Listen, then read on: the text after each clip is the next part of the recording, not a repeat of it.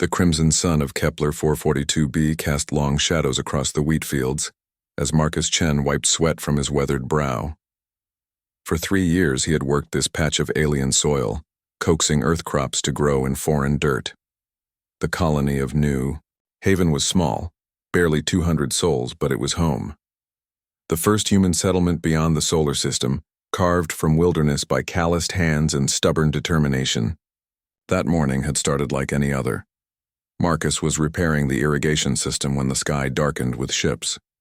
Not the familiar bulk freighters from Earth, but sleek vessels that moved like predators through the atmosphere. The Zephyrian hegemony had found them. Lord Vexithara emerged from the lead ship with the fluid grace of a born killer. Standing nearly 8 feet tall, his chitinous exoskeleton gleamed purple-black in the alien sunlight. Forearms moved with precise economy, 2 gripping ceremonial plasma blades, 2 hanging loose at his sides. His compound eyes swept across the human settlement with the cold assessment of an apex predator.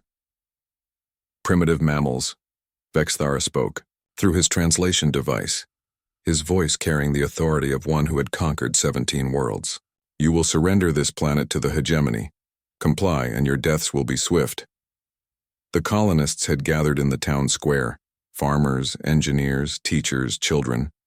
They looked to their elected leader, Administrator Santos, who stepped forward with trembling hands raised in a gesture of peace. Lord Vexithara, Santos said, we're peaceful settlers. Surely there's room on this world for both our peoples. The alien lord's mandibles clicked in what might have been laughter. Peace is for the strong. You are weak. Observe. With movements, too quick for human eyes to track, Vexithara drew one of his plasma blades and swept it across a nearby building. The superheated energy carved through steel and concrete like butter, sending the structure crashing down in a shower of sparks and debris. Marcus felt something cold settle in his stomach as he watched the demonstration. He thought of Maria, his wife, standing behind him with their 7-year-old daughter clutched to her side. He thought of the 3 years they'd spent building this place, the backbreaking labor, the small victories against an unforgiving world. I invoke the right of challenge, Vexithara announced, his blade still humming with deadly energy.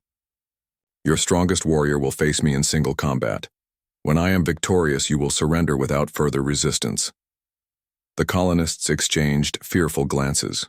New Haven had no warriors, no soldiers. They were farmers, scientists, dreamers, who had come to build rather than destroy. We have no warriors, Santos said weakly. Then you die as cowards. Marcus felt the weight of his work axe hanging from his belt, a simple tool, battered from years of clearing brush and splitting logs. Around him, he heard the quiet sobs of children, the whispered prayers of adults who had never expected to die so far from home. Something stirred in his chest. Not rage exactly, but something deeper. The same feeling that had driven his ancestors to cross oceans in wooden ships, to break prairie sod with iron plows, to look at hostile wilderness and see home. I'll fight him.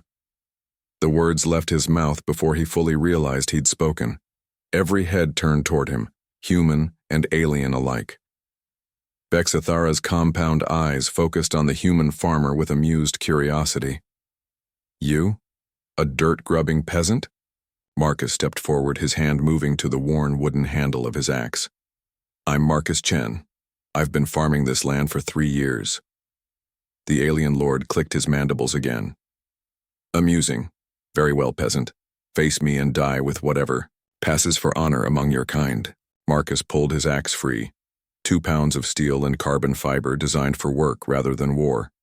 Beside it, Vexithara's plasma blade looked like something from a fever dream, crackling with energy that could slice through ship hulls.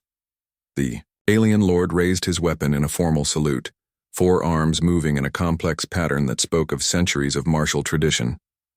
Marcus simply hefted his axe and rolled his shoulders, the way he did every morning before heading to the fields. Begin, Vexithara commanded. The alien lord moved like liquid death, his blade carving deadly arcs through the air. Each strike was perfectly placed, designed to overwhelm human reflexes with alien speed. But Marcus had spent 3 years learning to work this world, reading its weather patterns, understanding how its soil behaved, adapting to gravity that was just different enough to throw off Earth-trained muscles. More importantly, he had spent 47 years learning that tools were only as good as the hands that wielded them. Marcus didn't try to match the alien's speed or elegance. Instead, he did what farmers had always done. He endured. Each plasma strike that came his way met not desperate parries, but calculated deflections. He used the axe's weight and his own momentum, letting physics do the work while he focused on staying alive 1 second at a time. Vexthara's strikes became more aggressive, more frustrated. This was supposed to be a simple execution, not a protracted duel. The human kept moving, kept deflecting, kept finding impossible angles to avoid what should have been killing blows. The alien lord overcommitted on a downward strike, expecting to cleave the farmer in half. Instead, Marcus stepped inside the arc, accepting a shallow burn across his shoulder in exchange for position. His axe came up in a short, brutal arc, not the elegant swordplay of nobility, but the practical violence of a man who had split 10,000 logs. The steel head caught Vexthara just below his primary eye cluster. Chitin cracked. Purple blood sprayed across the alien dirt. The lord of the hegemony staggered backward, his weapon falling from nerveless fingers. He looked at the human farmer with something approaching respect in his compound eyes. "Impossible," he whispered. Marcus stood over him, axe ready. "Nothing's impossible if you're willing to work for it." The alien ships departed that evening, carrying their wounded lord and a new understanding of what humanity truly was. Not the sophisticated warriors they had expected, but something far more dangerous. Ordinary people who refused to be anything other than extraordinary when it mattered. Marcus Chen returned to his fields the next morning, his axe hanging once again from his belt. There was work to be done, and the wheat wouldn't harvest itself.